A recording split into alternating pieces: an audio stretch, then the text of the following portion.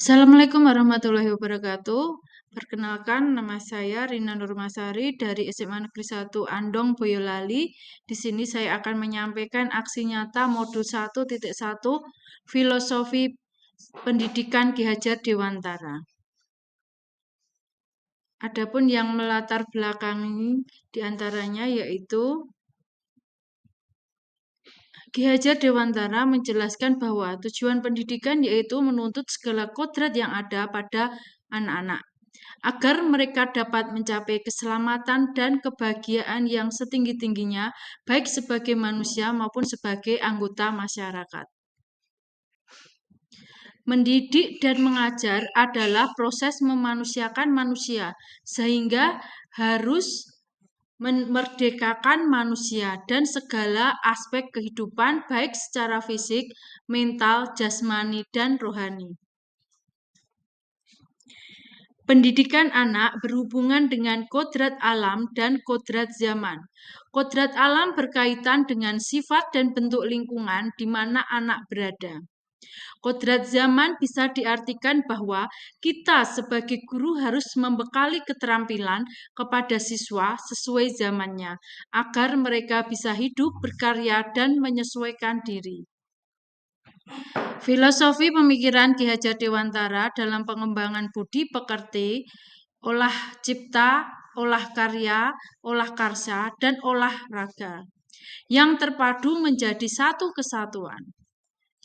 Prinsip kepemimpinan sebagai seorang guru yaitu Engarso Suntulodo, maka orang tua atau guru sebagai suri toladan anak dan siswa.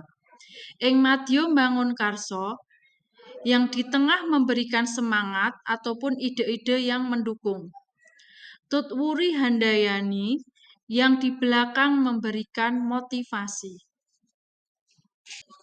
Sistem pendidikan yang dilakukan yaitu menggunakan sistem Among atau Among metode. Artinya, guru itu menjaga, membina, dan mendidik anak dengan kasih sayang.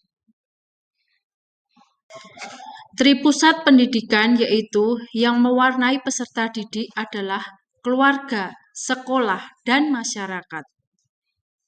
Asas-asas dalam pendidikan ada 5 yaitu asas kemerdekaan, asas kodrat alam, asas kebudayaan, asas kebangsaan, dan asas kemanusiaan. Perasaan selama melakukan perubahan di kelas.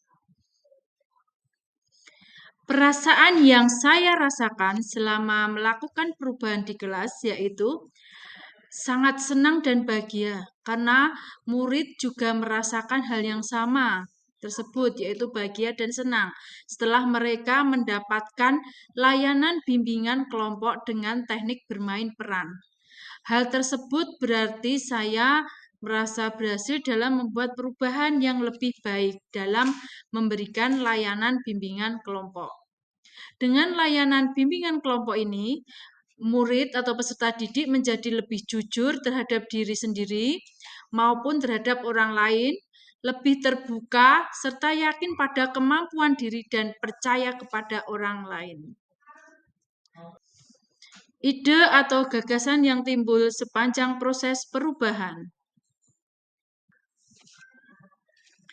Ide dan gagasan yang timbul sepanjang proses perubahan yaitu dalam pemberian layanan yang saya berikan yang seringnya yaitu layanan klasikal sekarang dengan layanan bimbingan kelompok dengan teknik bermain peran yang artinya metode role playing atau bermain peran yaitu mengajarkan tentang empati pada siswa. Itu menurut Ismail tahun 1998. Siswa diajak untuk mengalami dunia dengan cara melihat dari sudut pandang orang lain. Siswa diminta untuk membayangkan dirinya di posisi orang lain agar bisa menyelami perasaan dan sikap yang ditunjukkan oleh orang lain. Memahami dan peduli terhadap tujuan dan perjuangan dari orang lain, serta mencoba untuk berperan yang tidak biasa.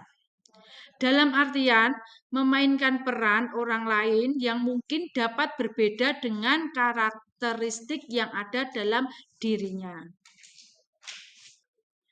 Pembelajaran dan pengalaman dalam bentuk praktek baik. Pembelajaran dan pengalaman dalam bentuk praktik baik yaitu melaksanakan layanan bimbingan dan konseling melalui bimbingan kelompok dengan teknik bermain peran. Di sini saya akan menjelaskan atau foto bercerita dari seluruh rangkaian pelaksanaan yang terdiri dari perencanaan, penerapan, dan refleksi aksi yang telah saya lakukan. Tahapan perencanaan yang saya lakukan pertama membuat perangkat layanan bimbingan kelompok terlebih dahulu. Kemudian saya diskusi dengan rekan sejawat terkait dengan rencana layanan bimbingan kelompok yang akan saya laksanakan. Saat pelaksanaan bimbingan kelompok dalam tahap penerapan, yang pertama yaitu tahap pembentukan, di mana kita mulai dengan menerima secara terbuka ucapan terima kasih kepada murid dan berdoa dulu, kemudian menjelaskan tujuan dari bimbingan kelompok yang akan dilaksanakan, dan kita juga menjelaskan cara pelaksanaannya bimbingan kelompok nanti bagaimana, serta asas-asas bimbingan. Kemudian ada perkenalan dari anggota kelompok masing-masing, mengungkapkan diri, perkenalan. Terus nanti harapan-harapan yang ingin dicapai apa, dan kita lanjutkan dengan permainan terlebih dahulu. Di tahap penerapan yang kedua yaitu tahap peralihan, di sini kita menjelaskan kegiatan kembali, kegiatan kelompok tersebut, bimbingan kelompok tersebut, dan tanya jawab dulu kesiapannya anggota untuk kegiatan tersebut bagaimana, mengenali suasana apabila anggota belum siap, dan memasuki tahap berikutnya, kemudian memberikan contoh gambaran topik yang akan dibahas dalam bimbingan kelompok. Pada tahap peralihan ini, tugas konselor adalah membantu peserta didik untuk mengenali dan mengatasi permasalahan dan kekhawatiran murid. Yang ketiga, tahapan ketiga yaitu tahapan kegiatan. Merupakan tahapan inti dari kegiatan bimbingan kelompok dengan suasana yang ingin dicapai. Seperti diantaranya menjelaskan topik bahasan yang hendak dikemukakan oleh kelompok, mempersilahkan anggota kelompok mengemukakan topik-topik yang akan dibahas secara bergantian, kemudian memilih atau menetapkan dulu topik yang akan dibahas terlebih dahulu. Diselesaikan sampai tuntas. Di sini menegaskan komitmen para anggota kelompok apa yang akan segera dilakukan selanjutnya.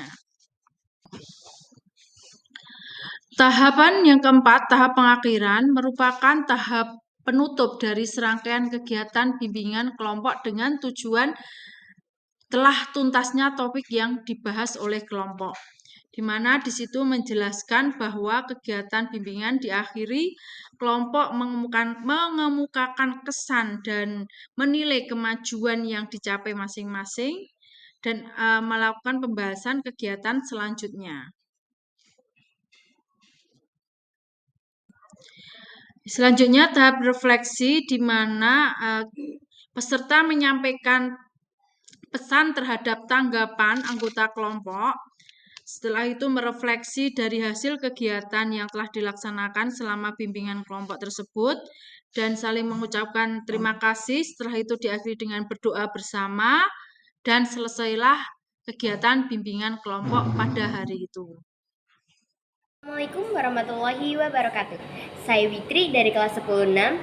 Saya senang sekali mengikuti layanan yang diberikan oleh Bu Rina karena Bu Rina menerapkan metode bermain peran, sehingga saya dan teman-teman sangat senang dan tidak bosan dalam mengikuti layanan yang diberikan oleh Bu Rina. Sekian dari saya. Wassalamualaikum warahmatullahi wabarakatuh. Assalamualaikum warahmatullahi wabarakatuh. Perkenalkan, saya Heti. Di sini saya akan merefleksikan pembelajaran yang telah dilakukan oleh Bu Rina. Layanan yang dilakukan oleh Bu Rina dengan menggunakan teknik bermain peran berjalan dengan sangat baik dan dapat dilihat dari penyampaian materi serta diskusi antara pendidik dan murid yang berjalan dengan sangat baik. Demikian yang bisa saya sampaikan. Wassalamualaikum warahmatullahi wabarakatuh. Cukup sekian presentasi